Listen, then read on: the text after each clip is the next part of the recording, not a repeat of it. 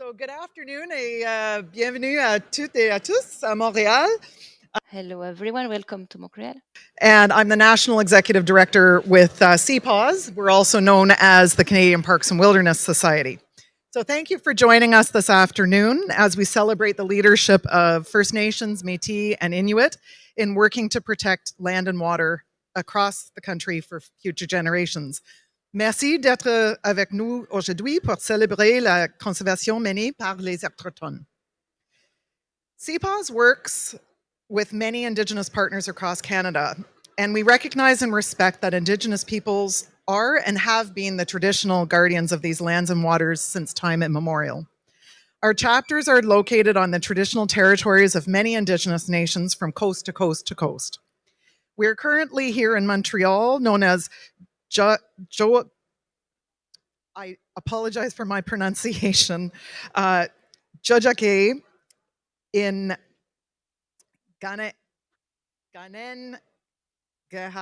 or Munyang in Anishinaabewin, an unceded Indigenous territory where many Indigenous and non-Indigenous nations currently live. And we thank them for welcoming us today in the context of COP15.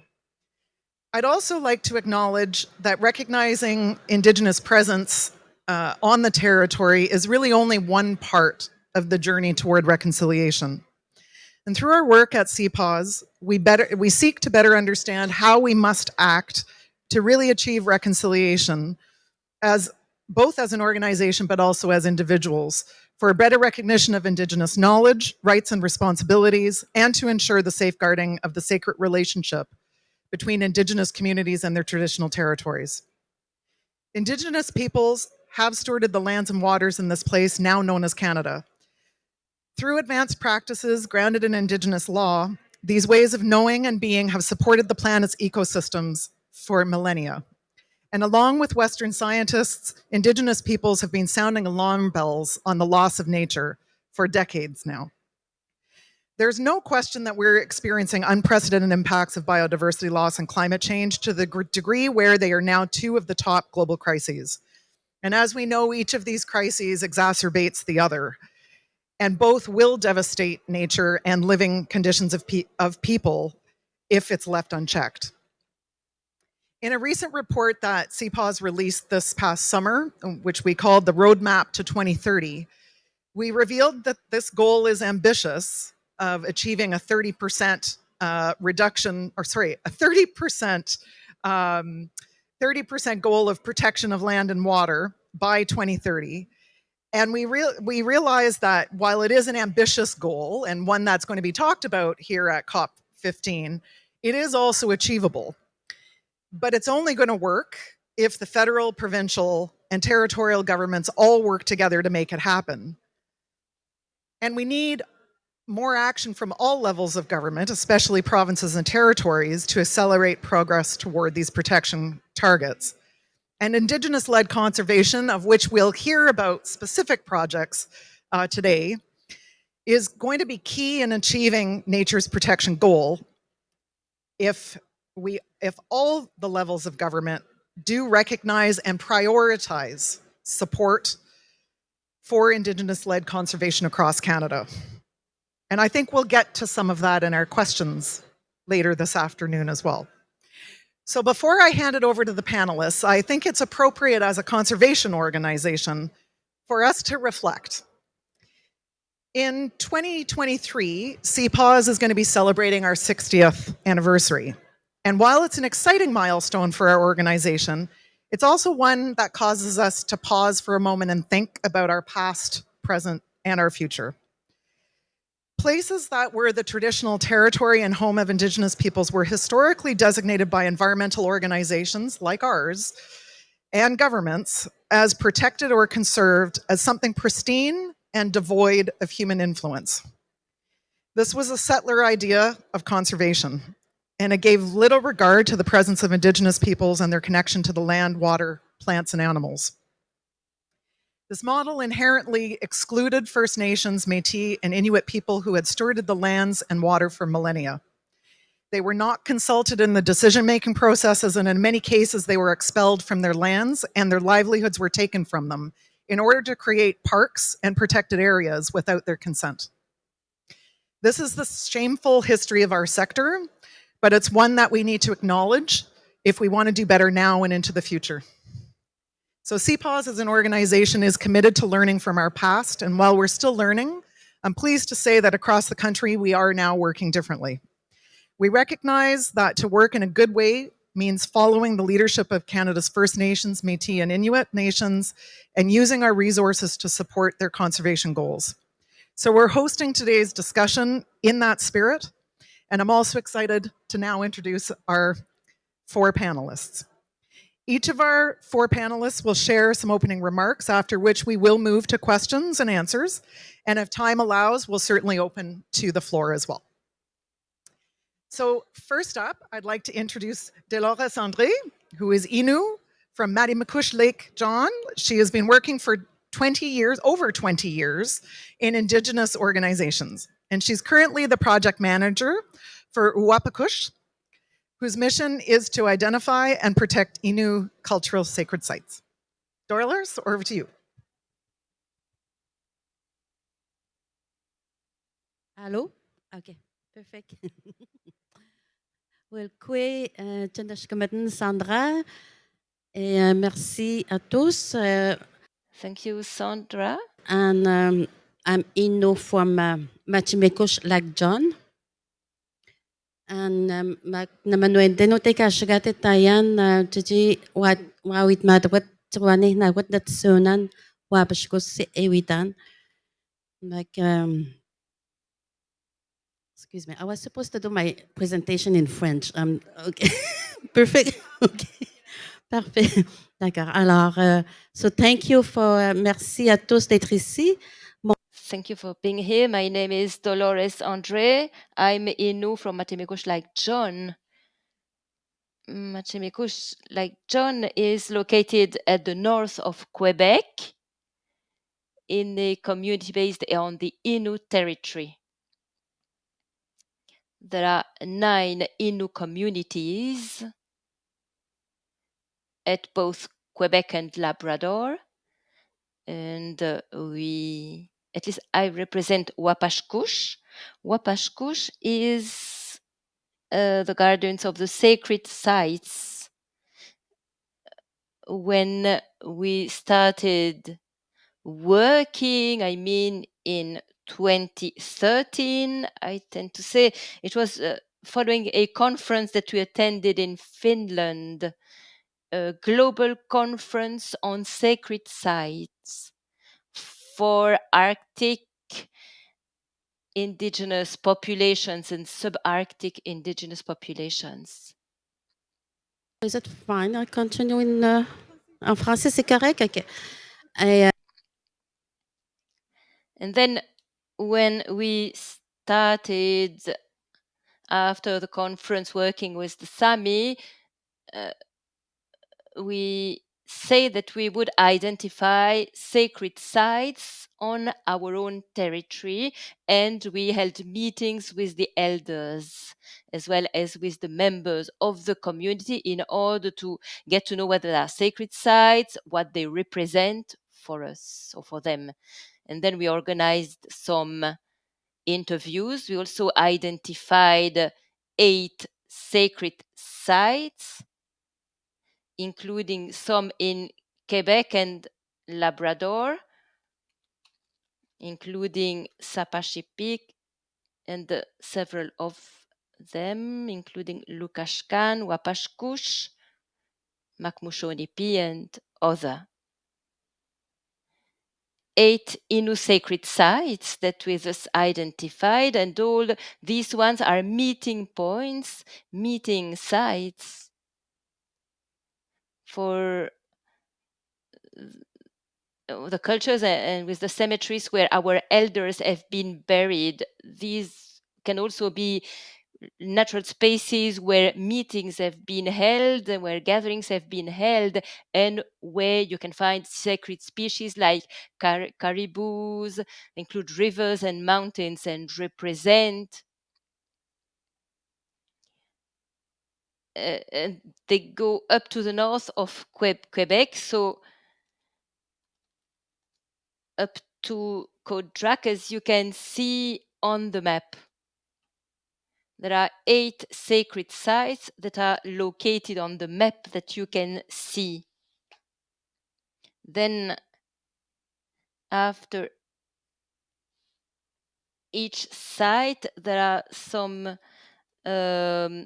portages that our elders followed with rackets or otherwise during several centuries, almost 1,000 years, to cross the territory, because we are nomads and hunters, and we used to live in a circular mode. Our traditions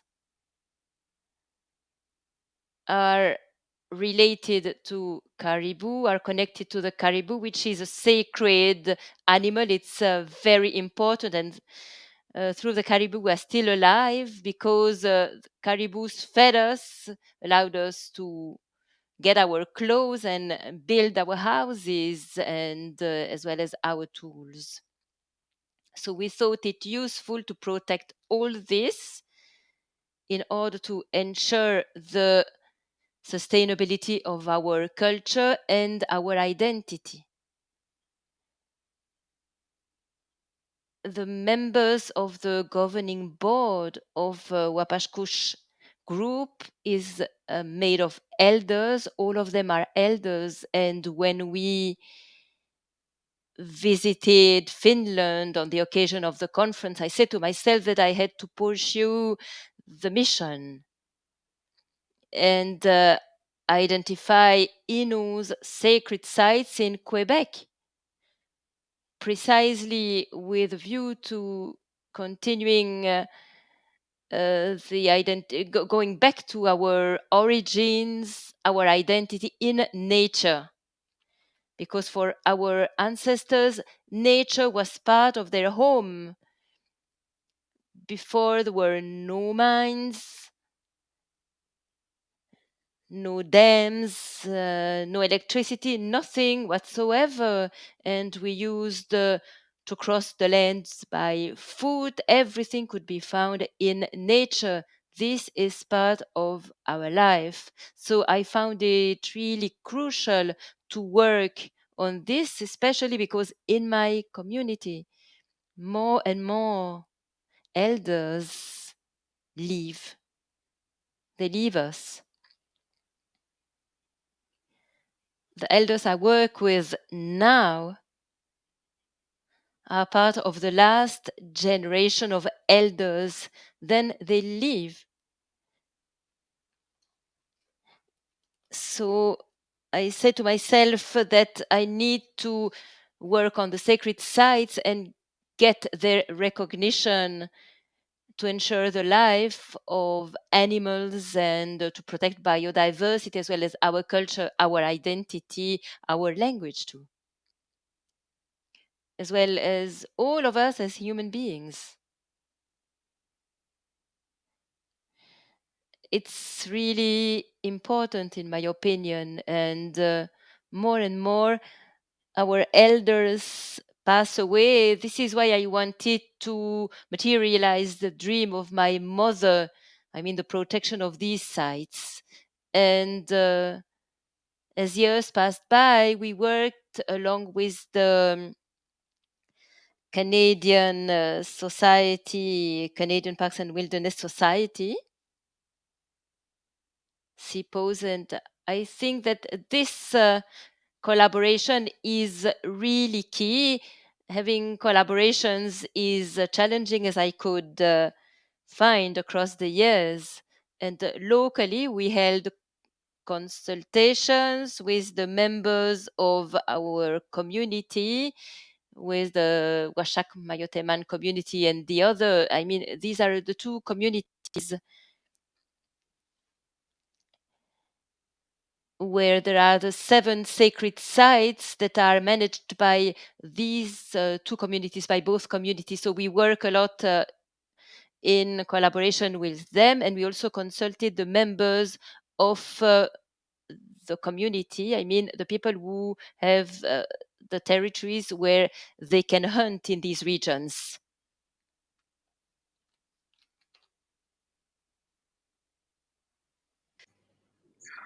We have also been able to meet with the Ministry of the Environment and Climate Change of the province of Quebec.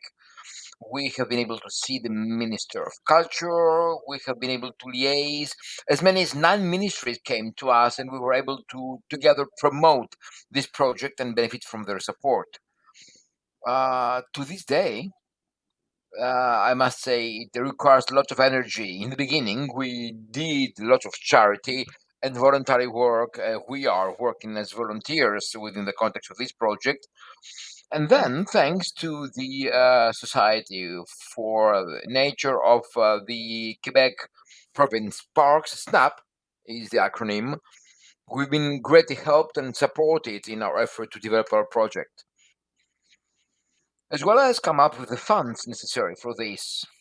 What is more, some 10 years of work and efforts later, this year finally, we have been told we'll be having a funding for 4 years by the Agency for the Ministry and Climate Change to support our activities.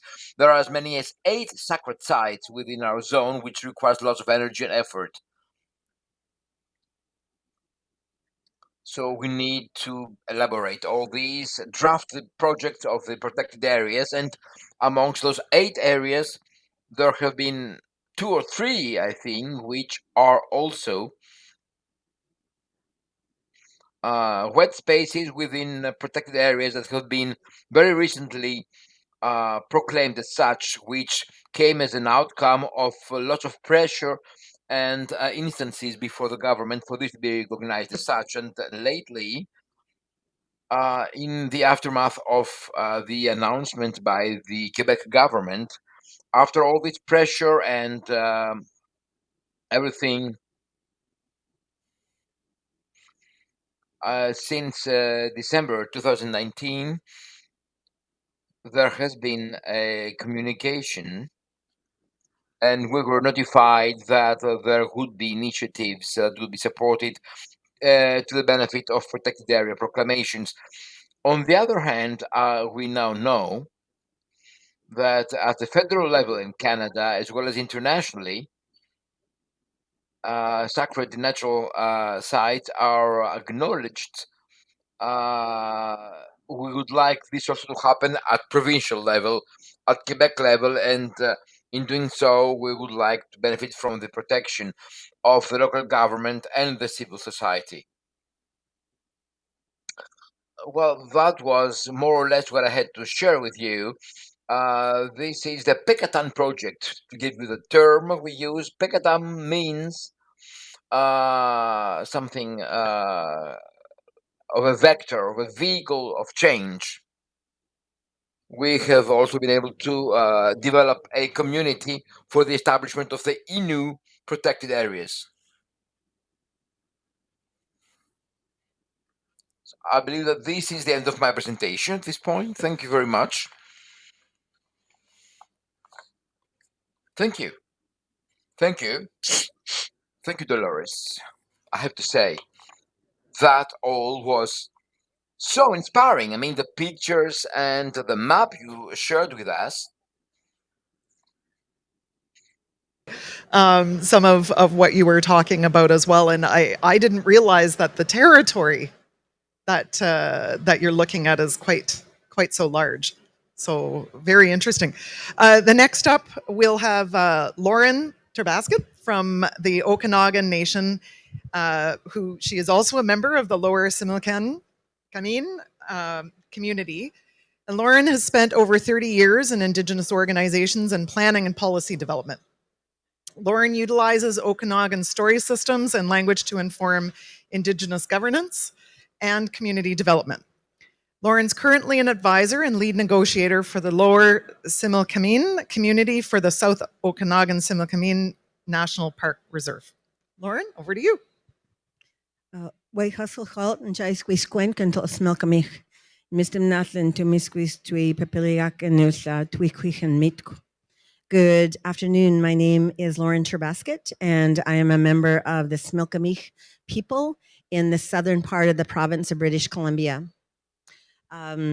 We are a pocket, I guess, of historically Athabascan amid the Salishan Confederacy. We're adopted in the early 1700s after a number of epidemics swept through our communities.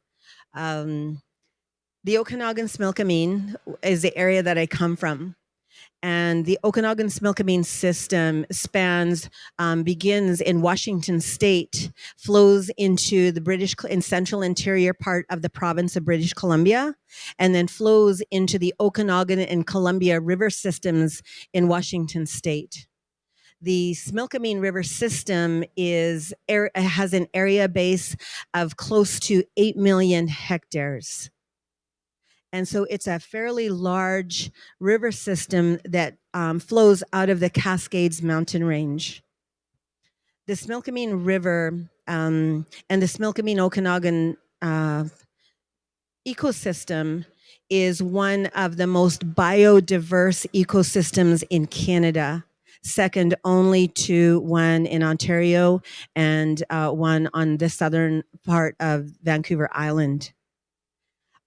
Indigenous lands make up a large portion of those lands that host most of those species. The Similkameen and Okanagan people, despite housing a lot of those species, protecting them, receive less than 2% of the funding that is allocated for conservation and protection in the central part of the province. So we are the Similkameen people.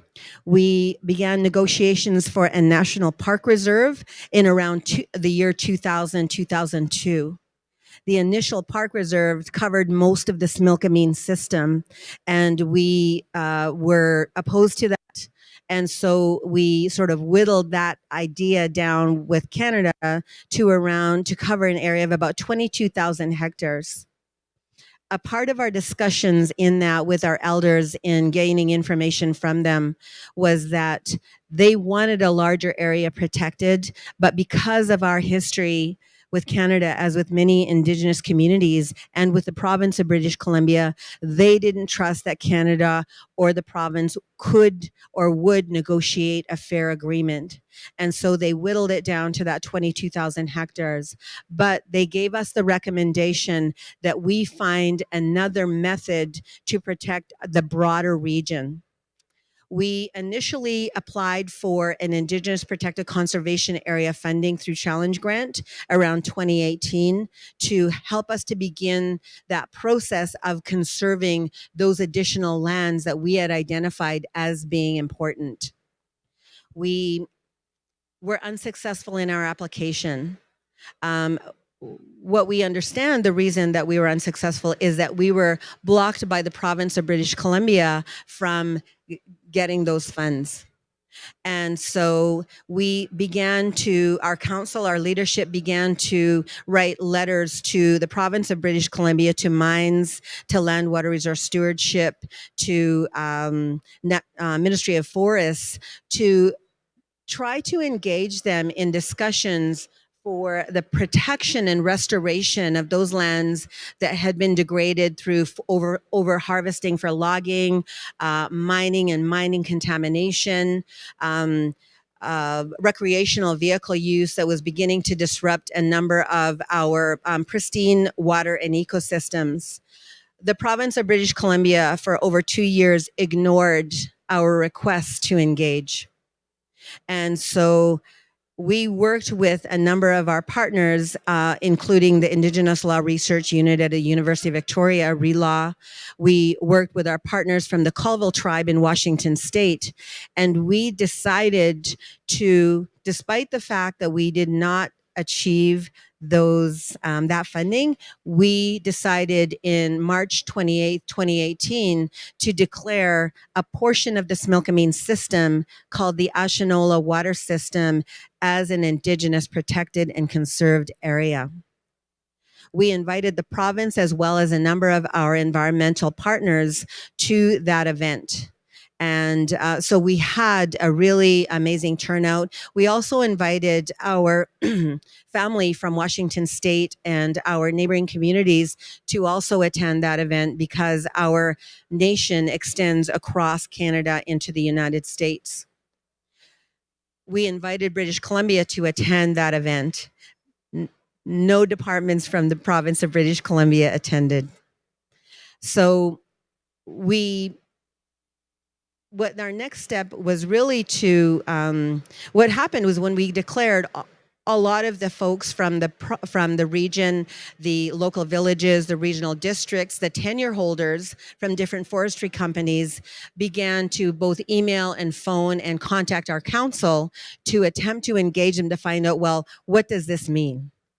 Right. So having declared it, we went through a whole process to really publicize that event. And so we were bombarded with responses. And the next step for us was to attempt to engage, again, the province of British Columbia to come to the table to work with us to identify those areas or those, priorities for protection and conservation. And the province of British Columbia did not come to the table.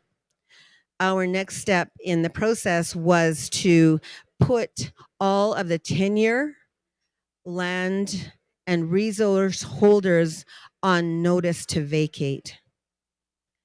As soon as that happened, and that was a fairly extensive process, the province of British Columbia came to the table. And so our work has been really to understand or to help to begin to work with them, various ministries, and with the Environment Canada through the National Park Reserve process to look at a strategy that allows us to protect the broader ecosystem. The Ashinola system and the Similkameen system hosts most of the biodiversity in the province of British Columbia. And yet First Nations are not engaged almost in any way. And so our work really now is to begin to work with the province of British Columbia to identify priorities and to begin to seed those tenures and to seed those lands and resource back to the Similkameen people. That is our intention. Through our information that we have gathered, the cumulative impacts on the system, and based on global climate change, one of the things that we know is that the Cascade system, which has a major cooling impact on the Okanagan and the Columbia River fishery, we have determined that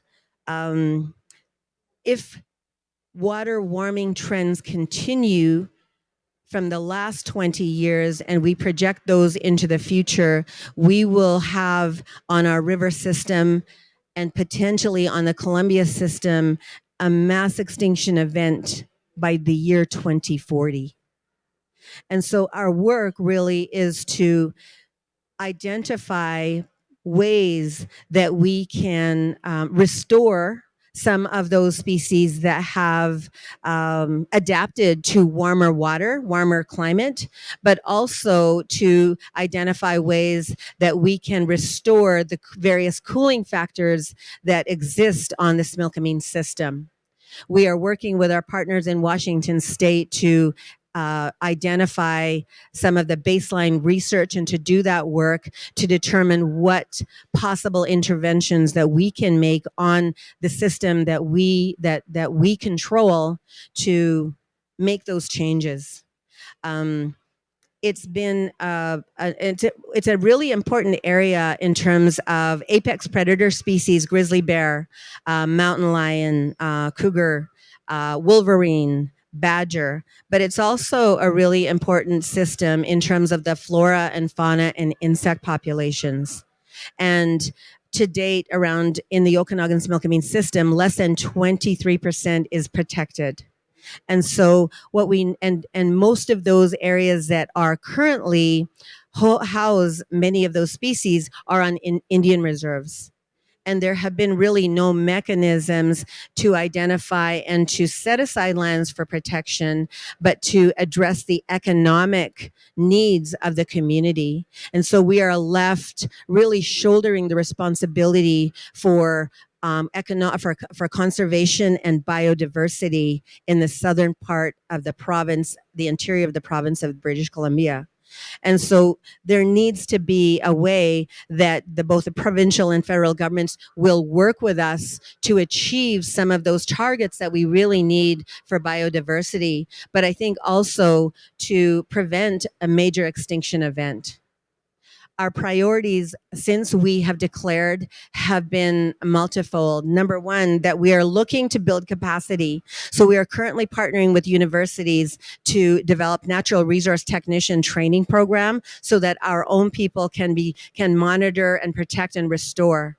We also have a master's program leading into a doctoral program with Simon Fraser University so that we control the research, including the traditional knowledge and traditional methodologies that we will be using to protect our landscapes, taking from our traditional knowledge and using those things like traditional burns, water diversion, traditional tilling, etc., that creates opportunities for that biodiversity to really take hold in our region.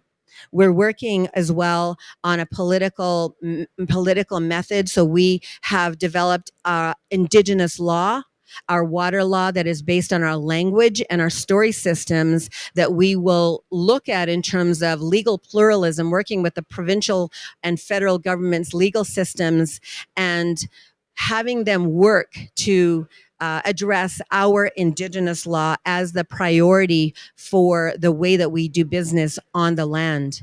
And we are working with our partners in Washington State to develop better water quality standards and better quality standards across the board. We are also working on a sustainability plan. To date, we don't have funding. We have no funding that has been dedicated to do this work.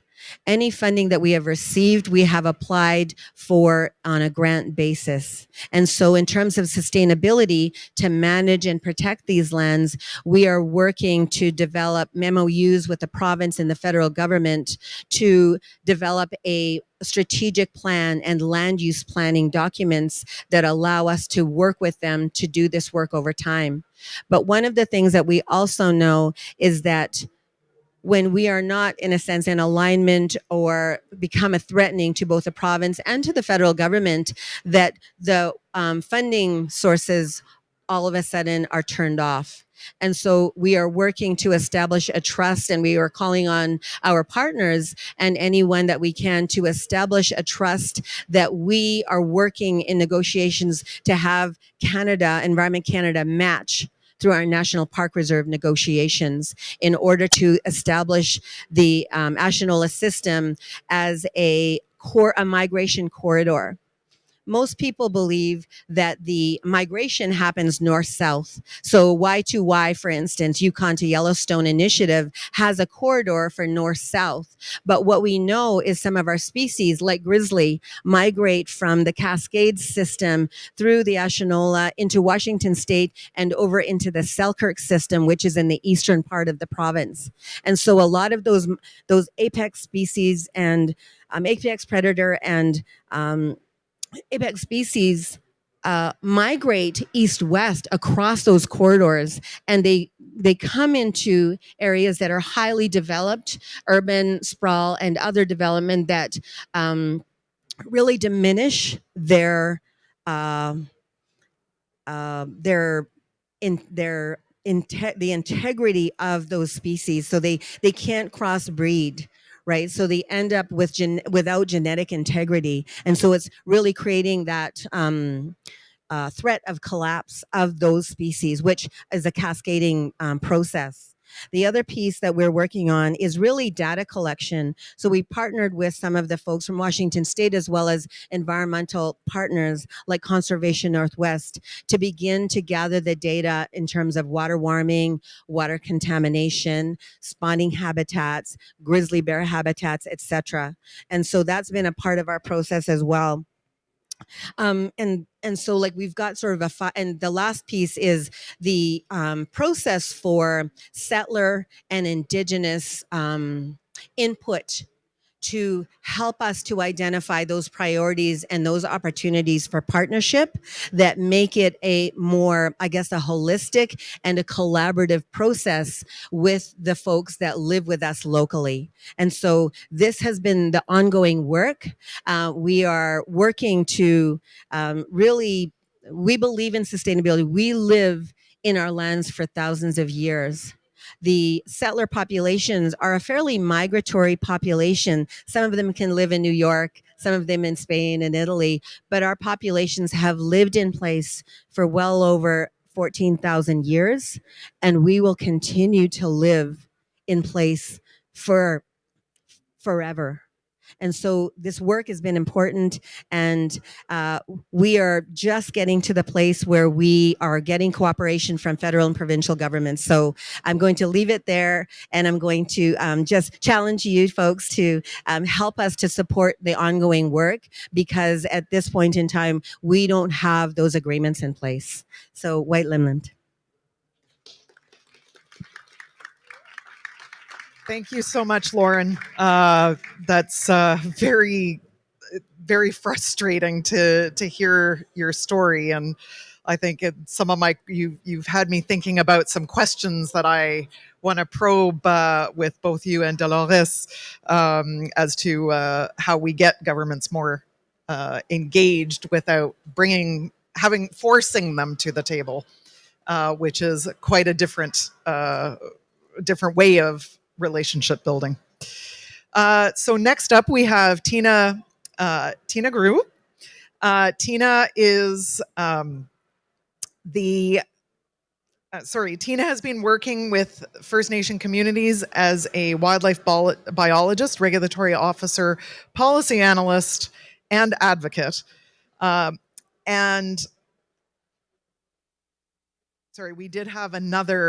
We did have someone else that Mary that was going to be joining as well. So sorry, my notes are messed up here. So I just want to make sure that I'm introducing Tina properly. So she is currently working together with her colleagues to create Indigenous protected and conserved areas in Nene, the traditional territory of the Athabasca Denesųłiné, which will be the first IPCAs in the province of Saskatchewan. Tina, over to you. Thank you. Merci, Marcy Cho.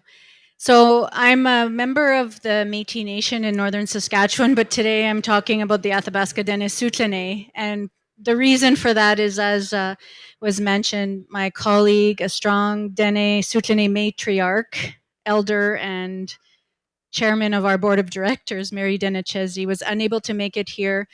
Mary comes from Hatchet Lake Denesųłiné First Nation, and they're in a remote northern community that you can only leave and go back through the lake on ice roads or by air.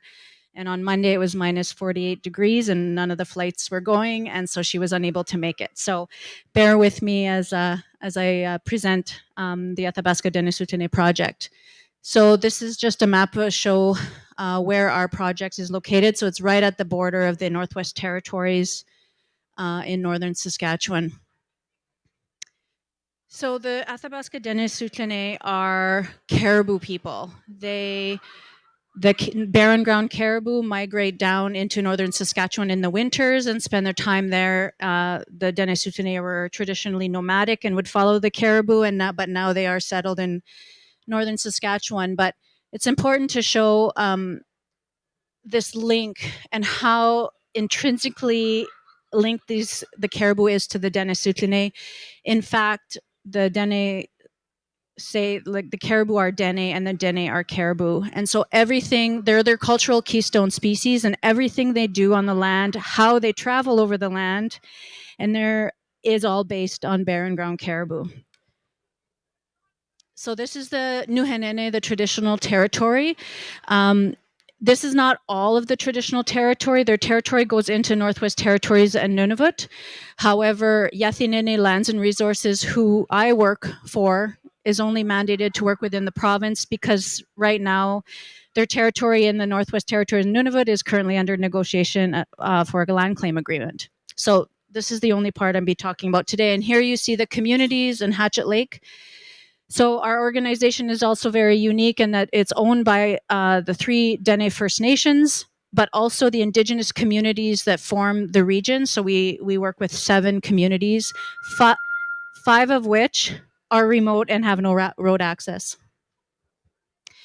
Nene's mission is to protect the lands and waters of the territory.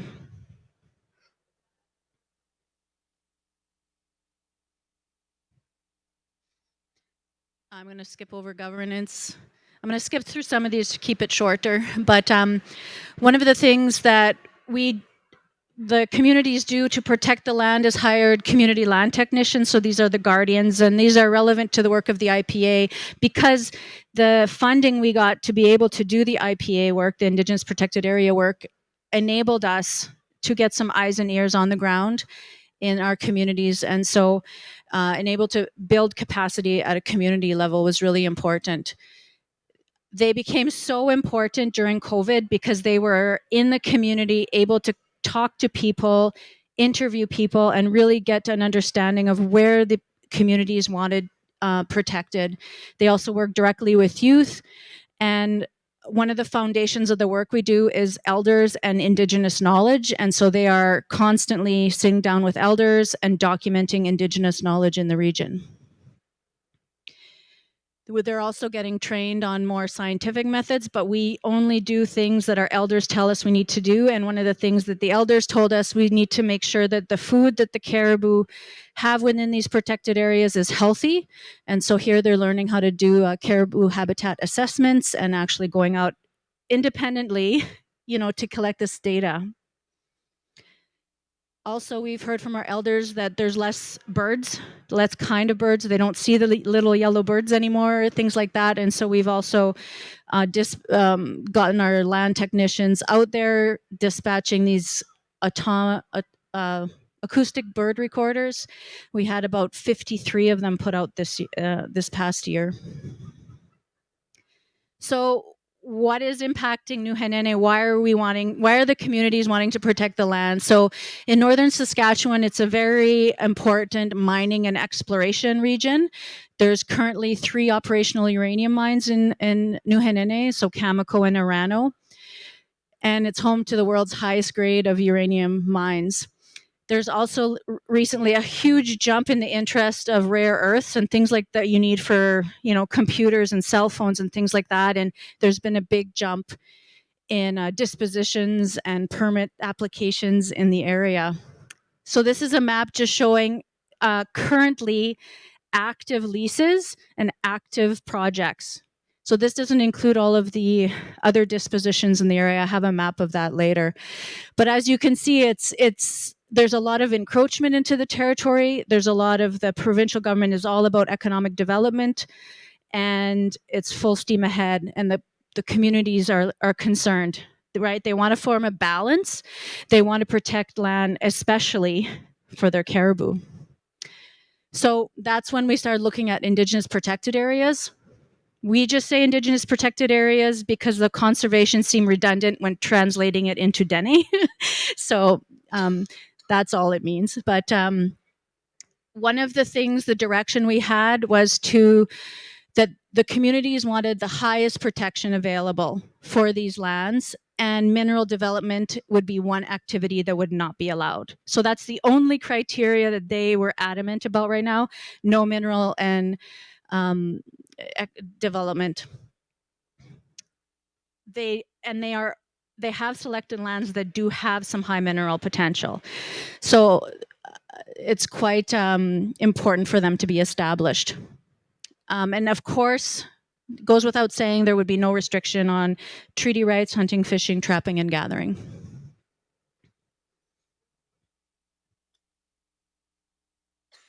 So looking at selection of areas, when you ask the elders or the community members, everything is important. How do you prioritize areas for protection? So we had a lot of homework to do with our communities, and we looked at cultural values, ecological values, and also economic interests and what disturbances are already out there. But it all came back down to barren ground caribou habitat. And so Nene is really fortunate in that we have this extensive database of over 60,000 traditional land use data points, as well as Indigenous knowledge. All of those points have stories behind them. And so we didn't start from scratch because those also contain the information of generations past. So it's not how we decided these boundaries wasn't just from this generation. We made sure that areas that kept getting, were current in when we talked about protected areas were considered. And this is a complicated slide, but it just shows every single step that we took with the communities, looking at traditional land use, travel routes, priority areas, watershed boundaries, all of the different layers, I guess. And it was really unique from my perspective to use the foundation of traditional knowledge, but also overlay it with, provincial data and things like that we needed in order to finalize these areas.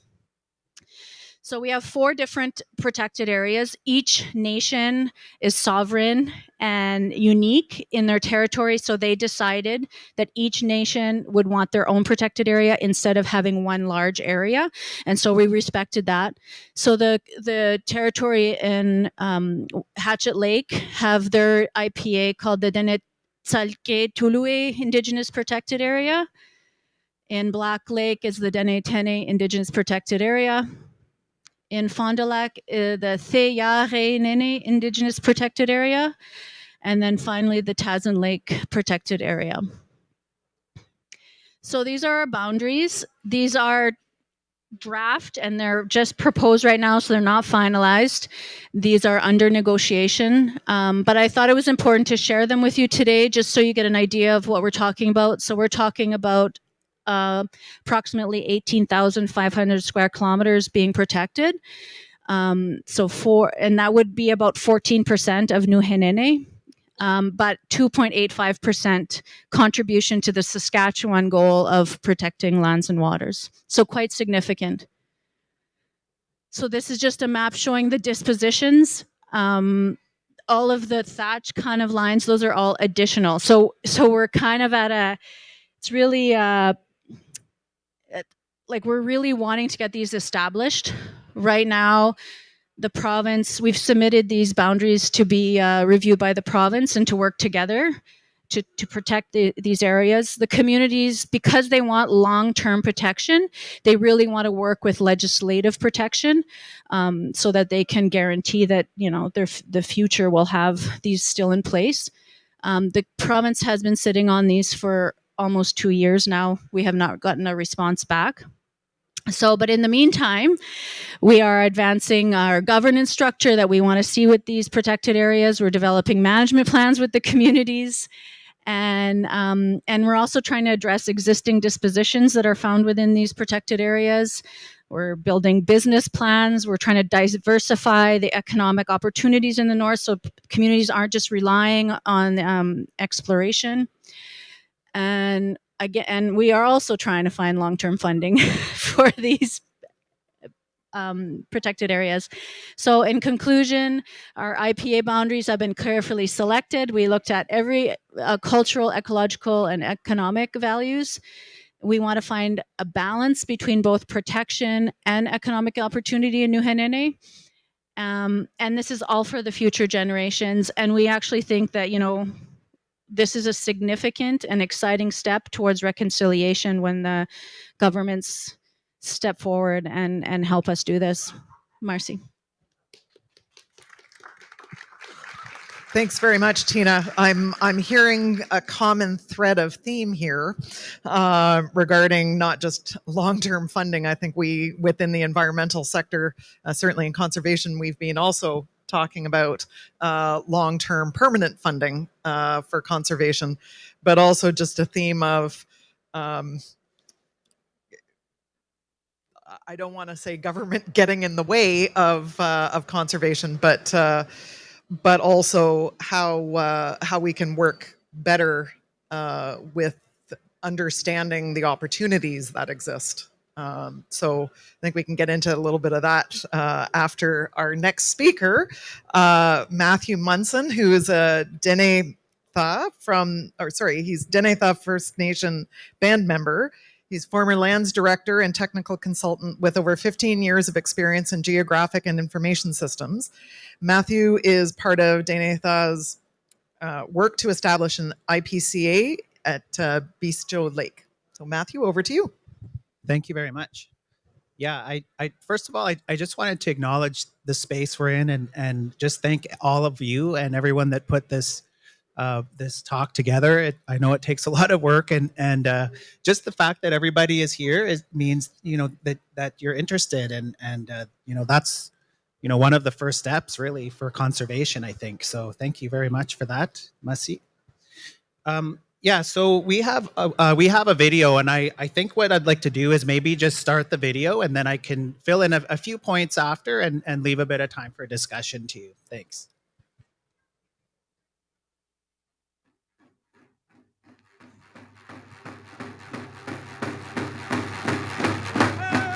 Bistro Lake is unique.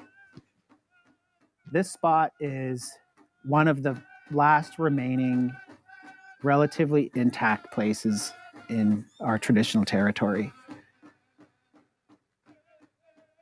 We see the Bistro caribou herd as the herd of hope that actually has a chance if there was habitat protections and some management like what the Denetà want to do. All the rivers and creeks that flows into Bistro Lake needs to be a protected area. In order to keep this place the way it is now, we're going to need to be able to do things differently here than we have done elsewhere. I think it's really important that this area is protected. And I think it's important that that's with the Denetà First Nation and their leadership that they've shown there, that they have been stewards for this area for generations, and they continue to be. Especially, you can see that through all of their community monitoring programs and through all of this work that they've been doing to come up with a management plan and an Indigenous protected area proposal. Well, we're in these twin crises of climate and biodiversity loss. And in order for us to turn the tide on those two things, we need to be conserving the areas that have the high soil carbon and our areas that are important for biodiversity. And Bistro Lake is a big one for that. And it's one of the most important areas in all of Alberta for that. It's a landscape where there's still a lot of biodiversity, and we need to be able to keep it that way.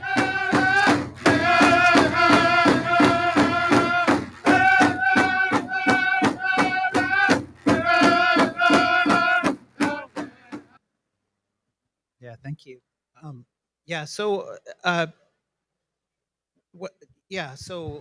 Sorry.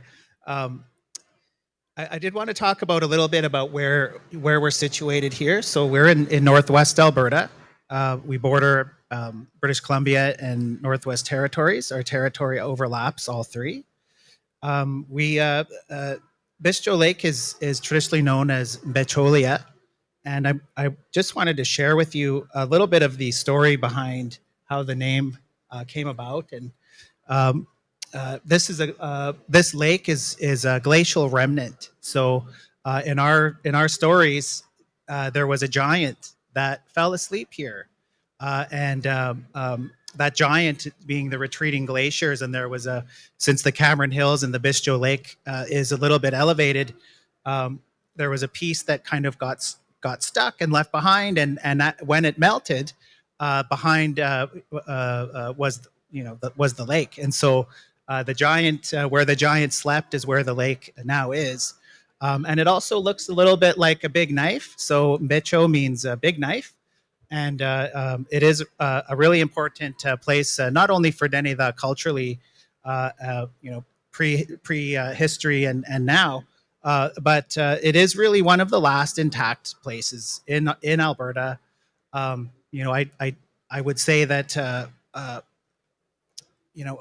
lot of our territory has been developed, forestry, oil and gas, agriculture. Increasingly, we're seeing things that other groups have noted, which is species that were not there before are becoming more prominent, and the bird calls is a really telling one, where we have stories that you couldn't never sleep in because you would be woken up by the birds. It was so loud. And so, those kind of stories really keep us going, because we're seeing a loss in that biodiversity, but also, what that means for us. How different is it now that that's not our alarm clock? That doesn't happen anymore. So, restoring, conserving, protecting. One of the last really pristine areas in our territory is something that the nation is really behind. We've got also. I just wanted to note really amazing partners. We have, of course, Canadian Parks and Wilderness Society of Northern Alberta, Alberta Wilderness Association. We've got university partners as well, and some of the work that we're doing there is really, I would say, necessary, because especially around caribou and maintaining that we have really good information on boreal caribou, for example. One of the intersections of traditional knowledge and science that we've been able to discover when we combine knowledge systems, it's not really an additive. It's more of a geometric or kind of exponential expansion. What we've been able to find is that on one of the island, it's called Zadadu, which is Zadadu, which is a Moose Island or Kirkness Island. There is a really unique, I would say, world-class natural heritage site there, which is the way that the island is situated, and the way that the glacial, the way the glaciers retreated, left these rock ledges and eskers underneath the water. And so these rock ledges actually go from the mainland to the island, and you can't see them. So when you're on the boat or on the surface, you can't tell that they are there. But our elders were telling us when we were designing our caribou camera array, if you put cameras on the island, you are going to find caribou and calves, because that's where they're going. They're using the island as a predator refuge. But what is really amazing is how the evidence for this kind of intergenerational knowledge transfer on the maternal side, because what's happening is these caribou are we're assuming they're remembering where they were born, where they grew up. This is home. And when it's their turn to have families of their own, they remember that this is a safe place, and they remember the secret on how to get there. How would they know otherwise, unless they were shown this, because you can't see it.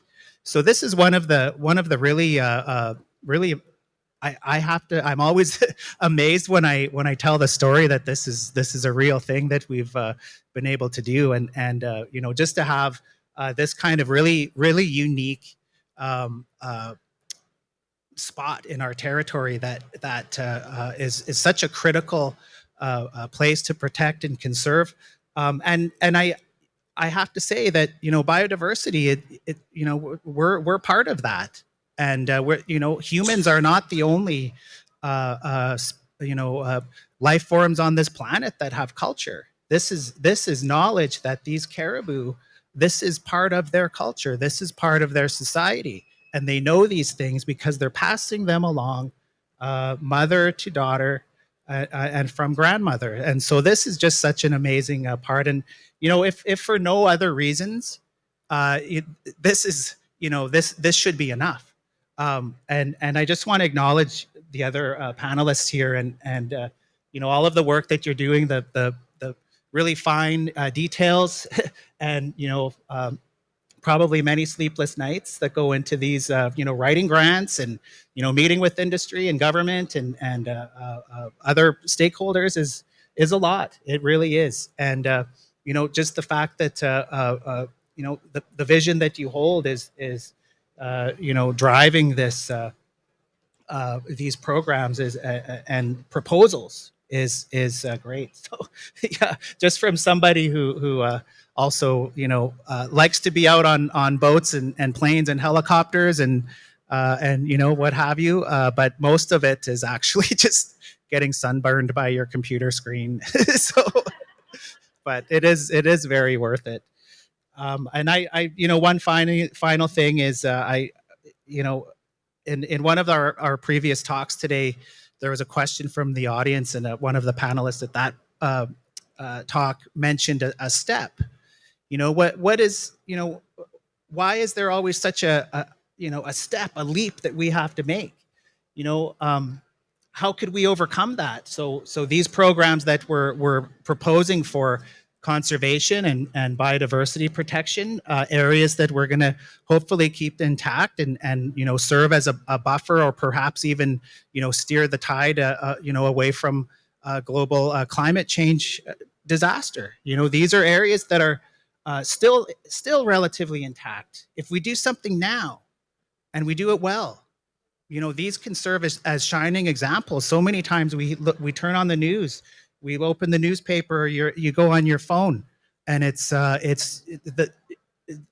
bad news. It's bad, And so these areas, I really think that these can be beacons of hope.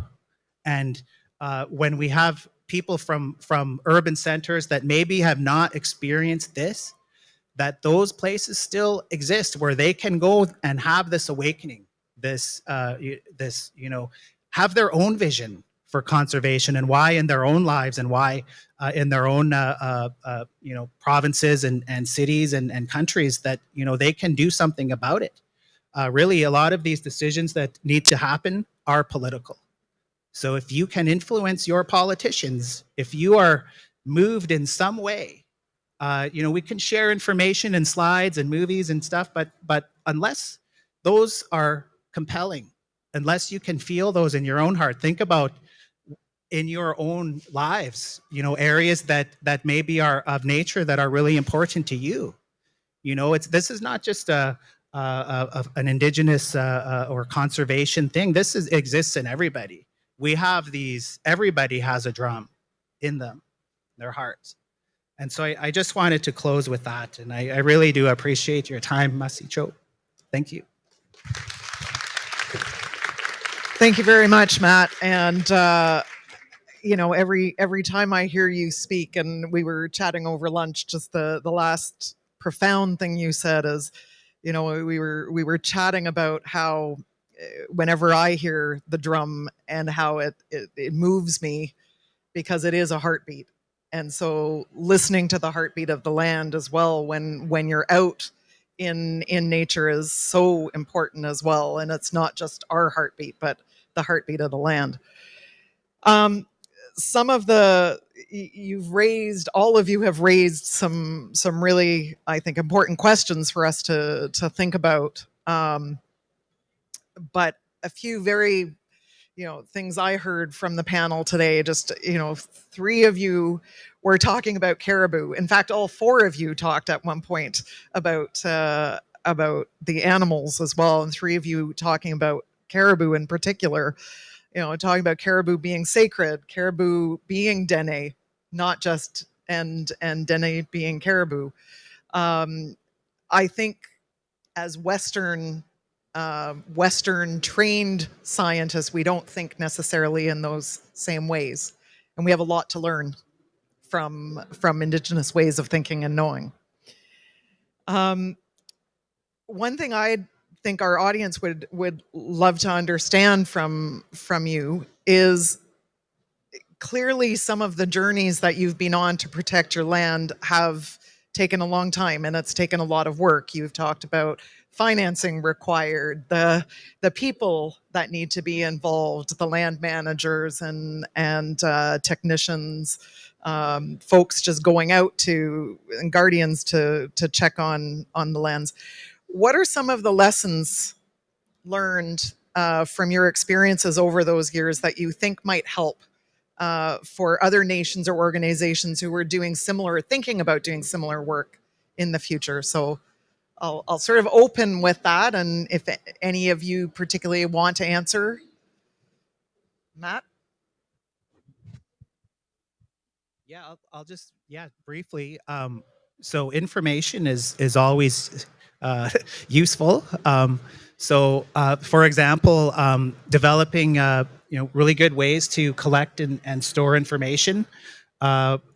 We developed an app which is it's built in existing software. It's called Survey 123 for the GIS people out there, and we developed a community informed kind of pick list, drop down menu information system that they can download on their phones and log in, and they can upload data from anywhere in the territory. What we're seeing is a lot of youth are loving it, and they're taking their elders out, and so there's that intergenerational knowledge transfer just by using the data collection tool. And so, starting out, definitely, I would say, having a really good, information base that is, you can do just, data, spatial data, traditional knowledge information, matching that up with kind of more scientific attributes. I would say that's a really good first step. But also, just having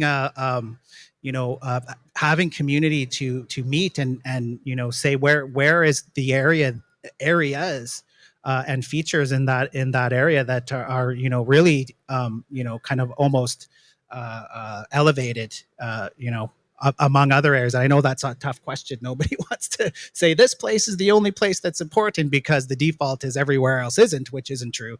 But that it really, to me, this was brought forward from my community over, it's always been a protected area. It's always been an area for conservation.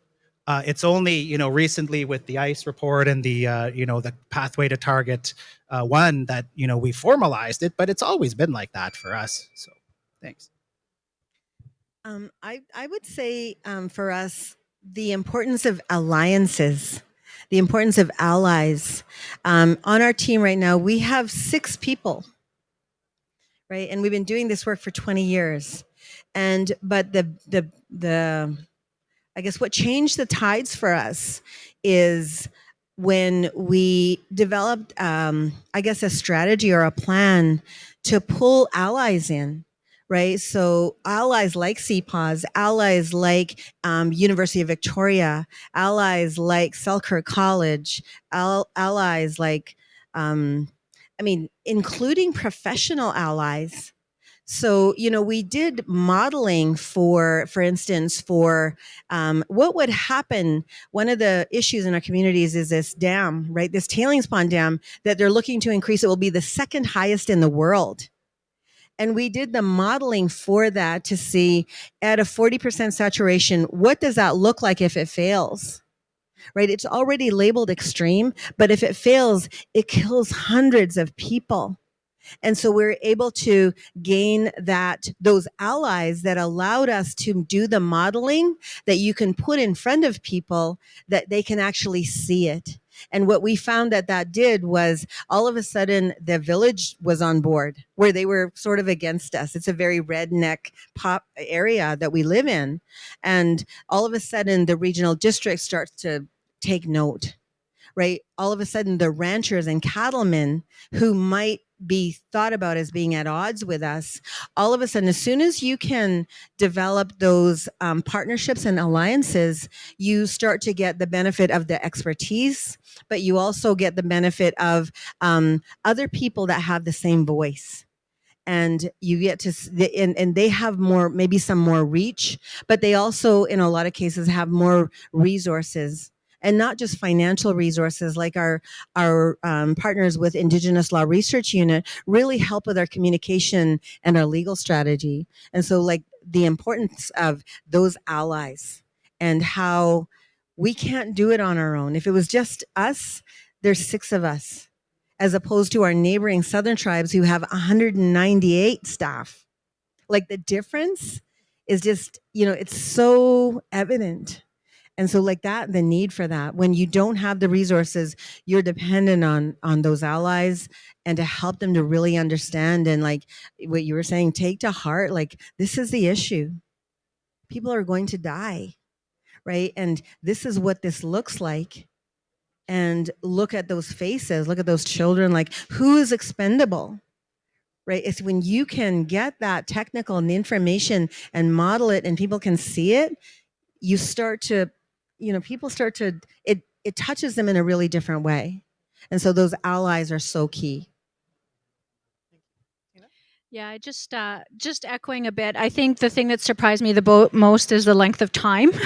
Like these take a long time, and we're in our 4th year, right? And it's a little bit frustrating sometimes, but I think getting partners in early as well is important. And even though our organization had a lot of capacity, like we have all of this knowledge, we have the data, we have all of this thing, it still took a lot. And because although it sounds like we all kind of struggle with the same issues, the more of us that are going forward, especially in Saskatchewan, there is no IPA there yet. And so if we're going to be successful in this, it's going to set a precedent and make it easier for those coming up behind us. And all the documents and the strategy planning and the sustainability plan and all that will have been developed and they will be available. And that's all things that we're having to really develop ourselves right now.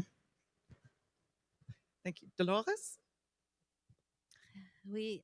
C'est une grande question. Thank you. Well, what a big issue you have raised, and I will be giving a spontaneous answer. Well, the best answer I could possibly come up with is that in a spirit of sustainability and cultural viability, we need to start by ensuring the protection of the sacred sites, try to honor them, to celebrate them, to respect those sites, so that our life is something more than just survival. It is something of an existence, a truly substantial existence. Just as you said, just as Caribou is important for us, thanks to Caribou, we are still around and we are able to honor our ancestors to do so. We need to ensure that all of our territory is protected. This is to pay respect and honor to our ancestors. It is also very much important to all of us. Life is about the water, the land, anything around and about it. Similarly, however, we meet here throughout these 2 weeks in order to share our knowledge and know-how,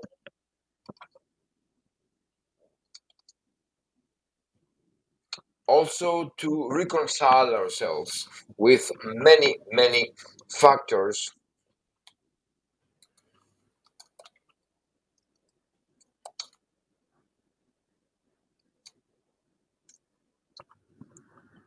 if we are to heal, we need to reconciliate with our own selves.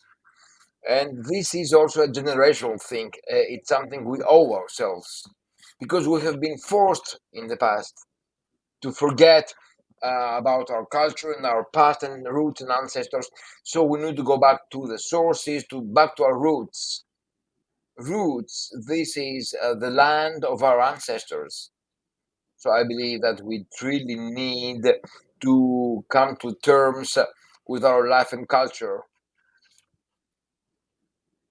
in order to accept and have our rights acknowledged and our knowledge consolidated.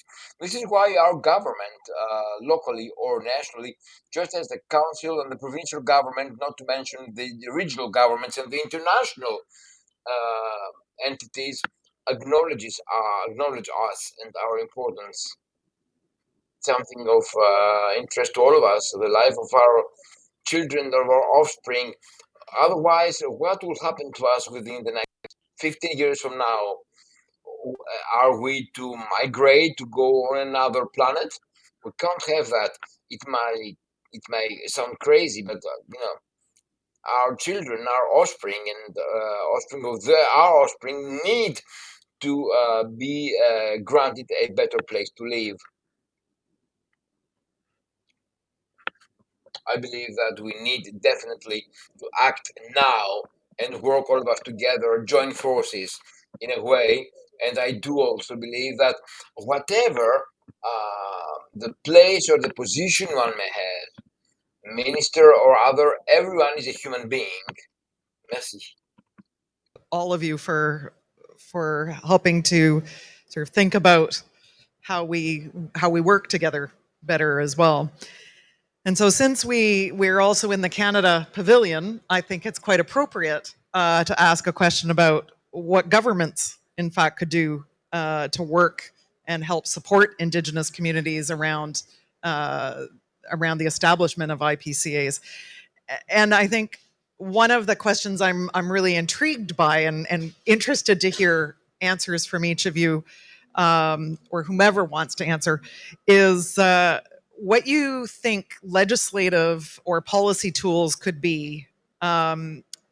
What do you think would be necessary to actually formally contribute to that 30% target? So in Canada, we have the declaration of 30% by 2030. Hopefully at this conference, we'll see a global target. But I'm very curious to hear from you all as to what sort of tools need to be in place for that. So let's start with you, Tina. So one of the biggest hurdles for us is getting that formal, legislative protection through the province or even the federal government. And I think if the provincial or federal governments would recognize a declared protected area by a sovereign First Nation and count that towards the 30 by 30, I think it would do wonders for getting to that 30-30. I think it's the only way. And to stand beside these Indigenous communities and recognize their authority on their territory, which is a tall order, but I think that is necessary to reach your target. So it's not just funding. No. You'll need less funding if we could just get these protected. I hope our government folks are listening. I know we were chatting about this before we came in as well. So if you'd Yeah, so one of the thoughts, and this came out of some of the Indigenous, in a sense, caucus discussions yesterday, is the idea that, Indigenous people make up around 6.7% of the population globally, but really take on the bundle of protecting about 80% of biodiversity on the planet. Like just the weight of that. And although that is that's our foundation, right? But what if Canada in its 30 by 30 targets, what if they said 10% of that 30 by 30 should be Indigenous-led and governed? What if they set that as a target? And then what if they said that another 10% would be Indigenous partnered? Right. So that idea of that recognition, but really understanding that we lead the way in terms of protecting biodiversity. And we're so underrepresented and under-recognized in that. And I think, a part of the issue, right, with the province and maybe not as much at the federal, we have a better relationship in the Similkameen with the federal government, but the province is very afraid of letting go of any of their perceived or claimed jurisdiction. And so if we put our fears aside, right, what if we put our fears aside, because we all live on the same planet, right? And rather than looking at it from that defensive stance, that they look at it in terms of how do we work with Indigenous folks to really build that capacity to do what we are already doing. Right. So that policy is provincial, but Canada can say, let's make 10% of that 30 Indigenous-led and governed. What could that look like? Right. And to be able to take that risk and to work from that place of collaboration rather than fear and defensiveness. So those were some of the discussions that happened yesterday. And I just thought, what an amazing change that could be. Yeah, that's listening to you earlier presenting as well, the struggles that you had getting the province to the table. And really it took sort of, I don't want to use the word threat, but essentially like, okay, we're going to be taking these pieces away. So are you prepared now? So I think some of those declarations formally actually could help move it in a good way rather than. Yeah, and it's hard on us. Like, not having the province come to the table, we threatened to roadblock, we threatened to shut down access. And in a sense, it's like a declaration of war. And so we're going to be assaulted by our local settler population, by our policing. Like when we stand up for the land, we have to, like, there's an emotional, spiritual, mental component that goes with gearing up. We have to accept that our children are going to be harassed and harmed. And it's like people think, I guess, that the media portrays us as these sort of radicals, and that is always our last resort. Right? Like the pain that we have to go through to stand up and then stand down. Right? Rather than looking at, okay, how do we do this more cooperatively? Right? That's like, it's tiring. Like the energy required for us to do the work is just, it's hurtful.